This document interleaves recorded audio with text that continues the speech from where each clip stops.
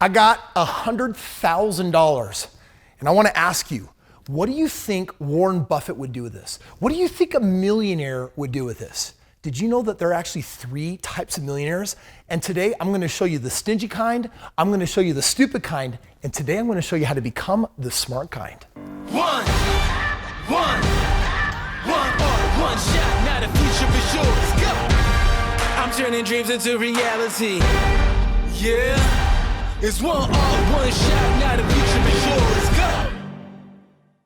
Today I am talking about the 7 saving habits of self-made millionaires according to Business Insider. But the truth is there are 3 different kind of millionaires. There's really smart ones, there's really stupid ones, and then there's the safe kind. You know, I'm talking about the ones where if you gave them $100,000, you know what they'd think? I should put this in the bank because then I'm a 10th closer to $1 million. 100 grand, 10 times, that's $1 million. And that's the kind of millionaire I want to be. I want to save myself to $1 million. I just want to ask you, does that really sound like a lot of fun? On the other hand, you know those millionaires that just love to spend their money on the flashy, stupid crap, right? Like they just like to have big cars, big houses, and it's all about the show. They're keeping up with the Joneses. It's like they might have millions of dollars, but they sure as heck spend their millions of dollars because they want to live it up. And then you have the smart millionaire. The smart millionaire knows how to keep growing their wealth. And there's a balance between being really frugal and good at saving, and at the same time knowing when it's time to dump it into the lifestyle and how to live it up and have a lot of fun. They're never putting their future at risk because they have found balance. This is your smart millionaire. Today, I'm going to share with you the 7 habits of self-made millionaires according to Business Insider, and we're going to judge these 7 habits, and I want you to decide, is this the smart one, is this a stupid one, or is this the safe one? The stats are undeniable. Number 1, establishing savings goals early. Did you know that 94% of self-made millionaires who became rich by saving money saved 20% or more of their net pay of their net income? They did this early in their work lives, long before they accumulated their millions. And you can't disagree with 94%. I mean, if you want to become a self-made millionaire, there's some discipline that you're going to need to save money. Now, whether you become a millionaire because you saved it all, or whether you become a millionaire because you became good at investing, those are 2 different things. I always tell people, if you want to become rich, then you have to do what they do. And they have this thing called a sleep well at night account. SWAN, a SWAN account. It's like a peace of mind account. It's more than just an emergency savings. It's an amount that grows the more successful you become. You know, I remember when I saved $5,000 in the bank for the first time when I was making less than $40,000 a year. That was a hard amount of money to save, but I remember when I promised my wife, we will never have less than $5,000 in savings. And we were so poor that that felt good. But then we became better at making money. Our investments started paying off. We started getting cash flow from our real estate. Our business started doing well. And so I remember when I had to take that $5,000 and turn it into $10,000, $10,000 to $20,000. And then a time came when it needed to become $100,000, and a time came when it needed to exceed $1 million.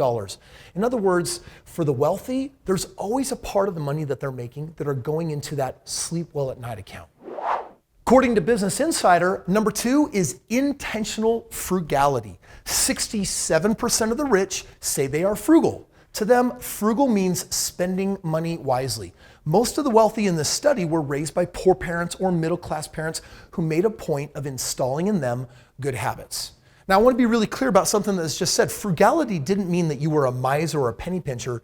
It just meant that you were super intentional of how you spent money. In other words, you didn't just have a moment where you blew it all. Because if you just get in the habit of spending money like that, then you don't have money for investing. I remember when my wife and I just started out and we were freaking poor.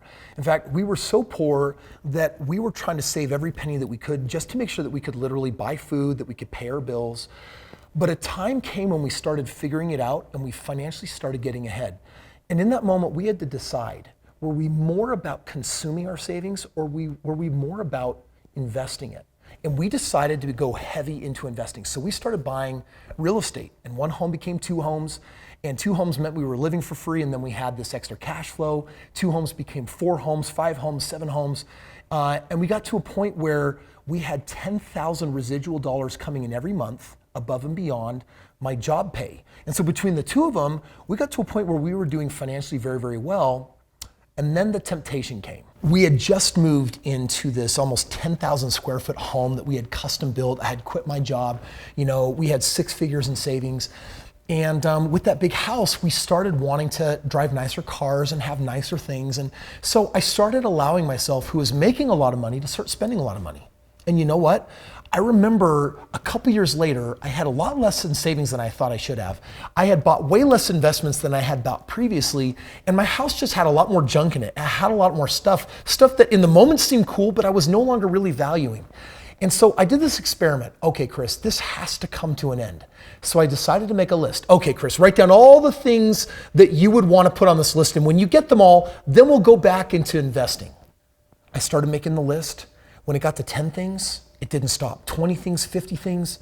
When I got to 50, I realized something. There was no end to the list because I had become a consumer again. A successful business owner, a successful investor who was putting way too much of his money instead of into my investments into stuff. And I remember I just turned to my wife and I said, we got to cut it off, shut all that down. We're going to just put our money aside frugally and we're going to start investing again. Because if we do really well at that for the next 10 years, we can pretty much have anything that we want. And then we can have any lifestyle that we want. So I admit it, there was a time when I became the stupid millionaire.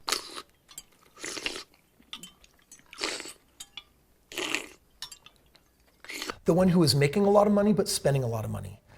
On the other hand, I didn't want to be that millionaire that only had money because he saved money. I wanted to find some balance. What I needed was number 3. I had to avoid lifestyle creep. You know what creep is, right? It's like we intentioned over here and then we just started slowly moving in this direction of more stuff. Check it out. Lifestyle creep is increasing your standard of living in order to match your increased income. It's a common habit among many who suddenly find themselves making more money. Forgo the desire to spend money today and instead sock it away into investing and savings that grow in value. And this is where I think balance really comes into play. If you watch any of my videos or if you're a subscriber, I live in a beautiful home. You know that I travel around the world. You know that I drive nice cars. I just bought another $250,000 truck. I like nice things.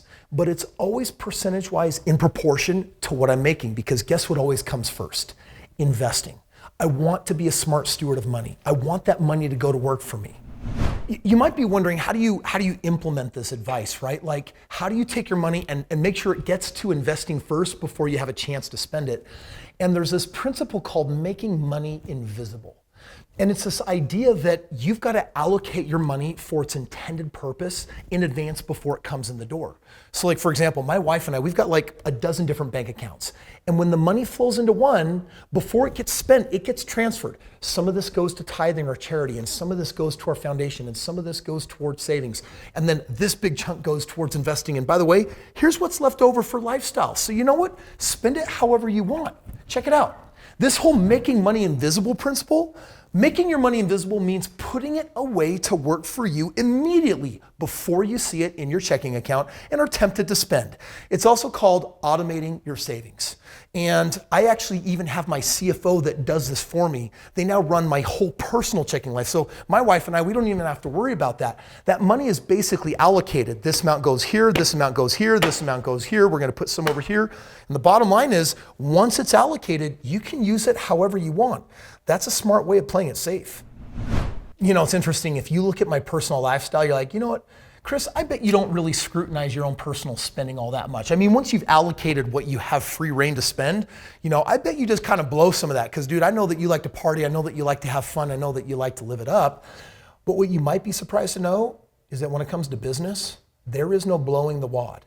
This is literally about managing every one of those expenses. So from Business Insider, they got it right. They said number 5 is to keep expenses low. Self-made millionaires are fanatics when it comes to keeping their expenses as low as possible. Some strategies to follow. Number 1, don't spend more than 25% of your monthly net pay on housing.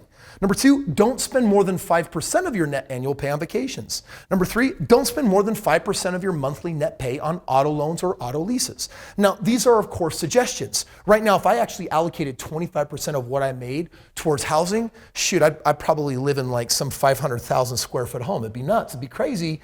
So you have to understand, these are just suggestions. Ironically, did you know that when you go to the bank, they basically say, hey, you can use up to 40% of your paycheck for your housing. Millionaires, they're using a much lower percentage than that. This last year, I achieved one of the highest net margins I ever have, a 73% profit margin. That means that for every dollar that comes in, 73 pennies of it is actually going to be profit. And you know why that's important to me? It means that I can breathe easy when I'm hiring 150 people this year. It means that it's easy for me to dump money into my foundation and do some good work. It means that it's easier to make certain financial decisions. A lot of people have a business where they're operating on a 5 or a 10, maybe a 15% margin, and that means that you're always clenching your butthole hoping that something doesn't explode out of there. Oh my God! Basically, the business is doing so well. It has to hit a certain amount of volume. It can grow and still be your profit margin. For just a moment, think about ordering something from China. And you're like, I want to order one of these from China. 1 unit, $400. 10 units, $43. 400 units, $14. The more business you do, the more economy of scale brings everything down to its ultimate plateau of predictability. For example, at 73%, for me to get from 73 to let's call it 76%, that may never be possible. Like if I did 100 more million in business, I might get to 75.1. I might have 2.1% more I can pick up versus 5 million ago, my profit margin was not 73, it was like 33. Interesting. And that's not unlike fitness, right? In that like once you've gotten so fit, it's that last few. Oh yeah, the last 5 pounds takes as long as losing the first 50 because it's a game of total perfection. This one I'm not so sure about. It's called avoid spendthrift friends. In other words, if you hang out with people that love to spend money, it's probably bad. Check it out. One of the hallmarks of self-made millionaires is the effort they make to associate with like-minded individuals. If someone you're close to is a spendthrift, avoid them like the plague. If someone you're close to is conscientious with their money, increase the amount of time you spend with them. I think there's some partial truth in this, but especially when you're trying to become a millionaire and maybe you're not yet. It's actually important to hang out with people that are going to encourage the best in you and certainly not blow your cash. But in the beginning, you actually have to go way beyond like-minded individuals. If you're trying to become a millionaire, then you got to figure out how to join masterminds or get in the circles of people who have already 10x that or 100x that. The more successful they are, the more tips and tricks and secrets you're gonna get on their shortcuts of how they figured that game out. And so, it's interesting that, that adage, we become the average of the top 5 people we hang out with the most. Well, shoot, when I'm making less than $1 million a year, I don't wanna hang out with other people in that situation. You gotta find out how to actually hang out with people that are not like-minded. They've already exceeded some of those financial expectations. What's strange about this, however, is what happens when you do become a millionaire or a multimillionaire, or you really start going beyond that. They don't necessarily pride themselves on how much money they save. They want to be smart in their business. They want to save as much as they can. They definitely want to minimize taxes. But now they're really big into contribution and living a very full life. I mean, they might spend an absurd amount of money on world travel to create memories that they want with their loved ones or their friends. I've got some of these individuals, I'm blown away at how much money they give towards charity. And that's because that is defining so much meaning in their life. It's almost like once you figured out how to join this multi-millionaire club, you should join masterminds and hang out with some of these ultra successful people because now they're inventing their own rules. And some of them are literally living out on the edge doing some of the coolest things that these rules can't even begin to dictate. I was at this one mastermind event. We had paid a few $100,000 to get in the room with these other really successful people. And I'd become really good friends with Bill. And Bill came up to me and he's on his 3rd marriage and he turns to me and he says, Kris, I envy something that you and your wife have. I said, Bill, what's that? He says, you knew her and she fell in love with you when you had nothing. And I thought, I wonder why he values that. And he said, I'm on my 3rd marriage and my wife today has no idea who I've had to become in order to have achieved the level of results that I now have today. The 7th and final point here with Business Insider is to marry well. You should be thinking, who am I really getting into a relationship with? And is that important? One of the reasons self-made millionaires are millionaires is that they do marry well. They find a spouse who shares their money values and money habits. And because they're on the same page when it comes to money, they function as a very efficient team when it comes to saving money, spending money, and ultimately investing money. And I have to tell you, my wife and I, we come from somewhat similar socioeconomic backgrounds, but my parents always struggled with money, right? My dad was the immigrant. He came to this country. They had 9 kids. They were always financially behind. My wife came from a family where they were the epitome, the definition of frugality. And so, their saying was, we have money because we don't spend money. And when our worlds came together, I became this total rebel outsider that said, we're going to invest our way to becoming multimillionaires. And there was huge friction points in the beginning. My wife's like, you want to buy a house? We're in college. And you just you don't even know what your career is. You want to buy a house, and then you want to buy 2, and then you want to buy 5. I'll never forget the day when my wife joined me and we got on the same page, because when I was saving money, she didn't know if she agreed with it. When I started buying real estate, she was nervous as heck, but it was after the second property. After that second property, we had it for 3 months. And our first house we were living in for free, because that basement, that rental income paid for the whole house. So we had this 3-bedroom upstairs all to ourselves. The second house was kicking in $600 extra a month. And by the 3rd month, my wife called me and she said, Kris, I'm not sure what to do. I said, what are you talking about? She says, we have this extra $600 a month and I've just been using it to pay down our debts and I'm in love with it. But where does that belong on a balance sheet? Because it's not money from your job. She finally connected with the power of passive income. Don't work, get paid. And it was in that moment she said, Kris, when are we going to buy our next house? In that moment, I knew that I had her. And we sat down in that moment and we dreamed that if we had 20 homes and they were each paying $500 a month, we'd have $10,000 a month. And we were both united. We were convicted by this idea that if we could save smart and intelligent, that ultimately I'd free all my time up because I wouldn't have to have a job anymore. And 4 years later, that's exactly what happened. And today my wife and I are more on the same page, frankly, than ever before. Our giving, our charitable foundation, Give Back, the impact that we want in the world, frankly, making these YouTube videos. So much of the media that goes out the door here is literally about helping, hopefully, millions of people that I'll never meet make better financial choices. That's me living my mission. And it's the financial success that I've had that makes this possible. And I'm making this video for you because I want you to have the same success, even more success, so that you can donate a part of your life to the one thing that gives true fulfillment and meaning, giving back. So you might be wondering, Kris, what should I do right now? First of all, if you're not a subscriber, you should fix that, because this is just the beginning of regular financial advice that I have that will help awaken your financial genius. Number 2, obviously you should start saving money, but at the same time, you should be investing. And is there a way for you to do both? I actually invented a system where you can save as much money as possible and actually invest without putting money up for property. Real estate is the #1 place where people become millionaires. It's where you should too.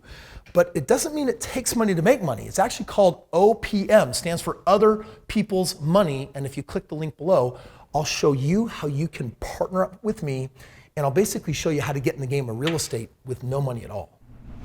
So literally, how would you like to invest nothing and make millions of dollars?